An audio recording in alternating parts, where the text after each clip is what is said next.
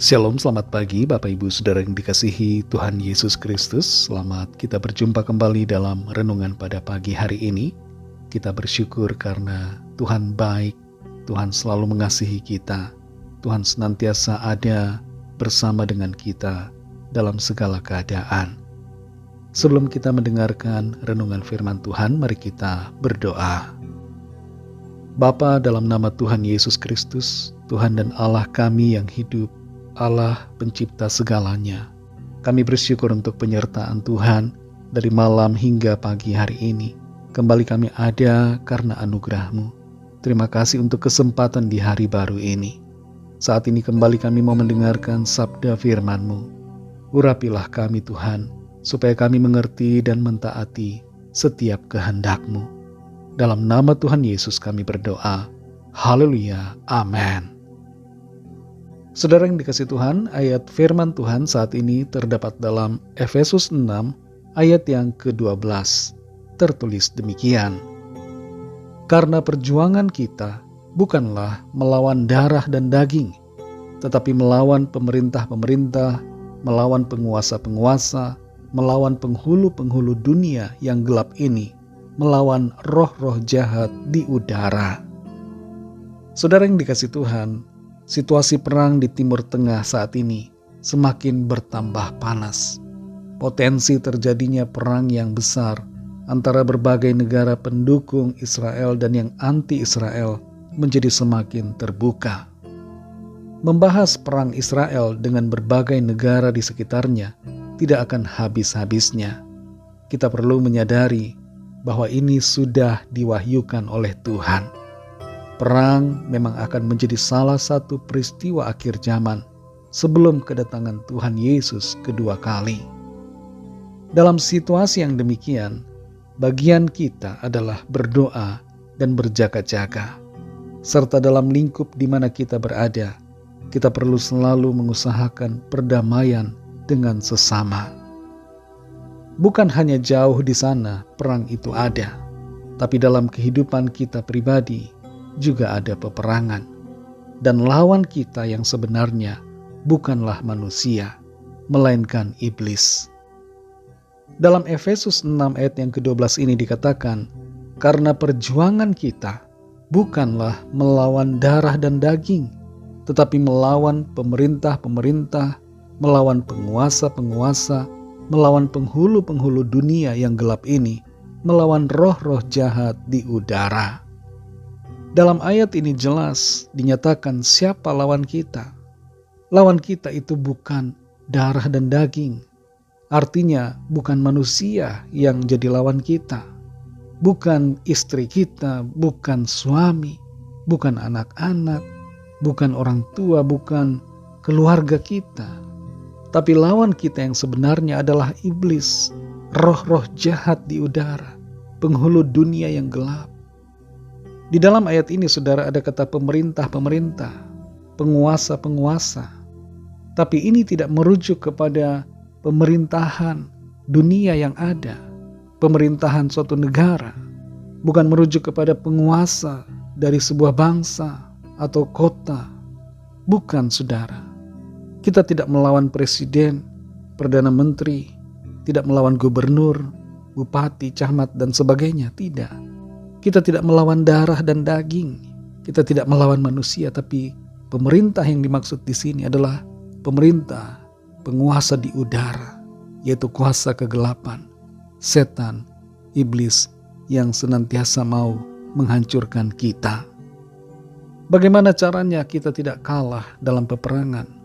Bagaimana caranya supaya kita menang melawan iblis?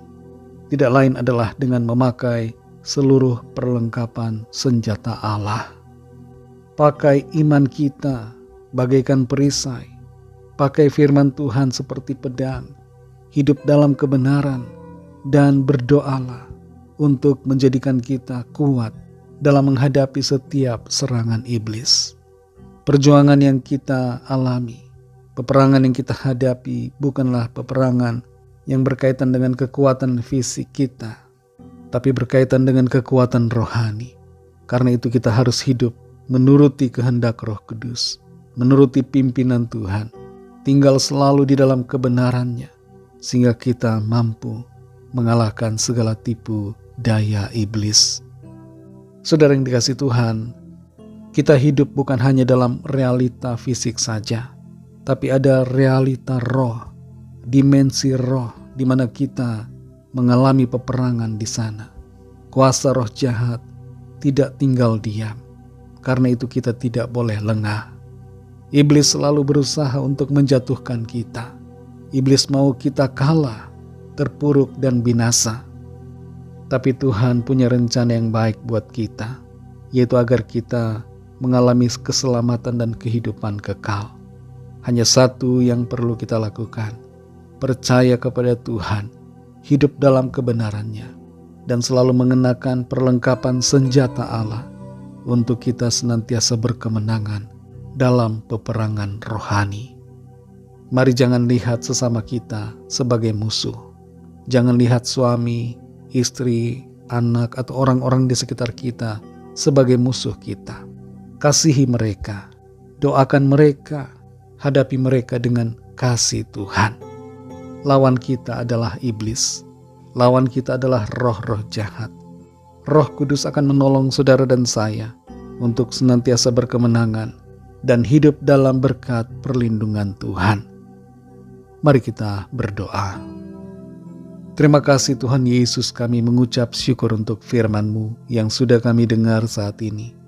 Kami mengerti bahwa lawan kami yang sebenarnya bukanlah manusia, bukan orang-orang dalam rumah tangga kami, dalam keluarga kami, bukan orang-orang di sekitar kami, tapi lawan kami yang sebenarnya adalah iblis yang ingin mengalahkan dan ingin menghancurkan kami. Tapi kami sadari kami dapat berkemenangan di dalam Tuhan, asalkan kami terus berpegang pada kebenaran firman-Mu. Kuatkan kami selalu Tuhan Yesus. Pimpin kami Roh Kudus. Jaga dan lindungi kami. Berikan kami hati yang peka untuk mengerti setiap keadaan dan berkemenangan dalam menghadapi setiap tantangan. Terima kasih Tuhan, kami mengucap syukur. Pimpin kami Tuhan di sepanjang hari ini. Jadikan kami berhasil dalam segala tugas aktivitas kami, sehingga nama Tuhan senantiasa dipermuliakan melalui hidup kami. Kami menyerahkan setiap pergumulan kami masing-masing. Biarlah tangan Tuhan melawat setiap kami dan menyatakan kuasa mujizat-Mu atas kami. Terima kasih Bapa, dalam nama-Mu yang kudus, nama Tuhan Yesus Kristus, kami sudah berdoa dan mengucap syukur. Haleluya. Mari sama-sama kita berdoa, doa Bapa kami. Bapa kami yang di sorga, dikuduskanlah nama-Mu, datanglah kerajaan-Mu, jadilah kehendak-Mu di bumi seperti di sorga. Berikanlah kami pada hari ini makanan kami yang secukupnya, dan ampunilah kami akan kesalahan kami, seperti kami juga mengampuni orang yang bersalah kepada kami. Dan janganlah membawa kami ke dalam pencobaan, tetapi lepaskanlah kami daripada yang jahat, karena Engkaulah yang punya kerajaan, dan kuasa dan kemuliaan, sampai selama-lamanya. Amin. Terimalah berkat Tuhan. Tuhan memberkati engkau dan melindungi engkau. Tuhan menyinari engkau dengan wajah-Nya dan memberikan kasih karunia. Tuhan menghadapkan wajah-Nya kepadamu dan memberikan damai sejahtera. Berkat anugerah dari Bapa Surgawi, kasih karunia dari Tuhan Yesus Kristus, dalam persekutuan dengan Roh Kudus, menyertai kita semua, sekarang ini dan sampai Maranatha Tuhan Yesus datang kembali, dan bahkan sampai selama-lamanya. Dalam berkat nama Tuhan Yesus Kristus, haleluya, amin. Puji Tuhan, saudara yang dikasihi Tuhan, saya percaya firman Tuhan menjadi berkat dan kekuatan buat saudara semua, dan Roh Kudus akan menolong saudara untuk lebih lagi memahami kebenaran firman Tuhan. Tuhan Yesus memberkati saudara semua. Sampai jumpa dalam renungan yang berikutnya. Haleluya.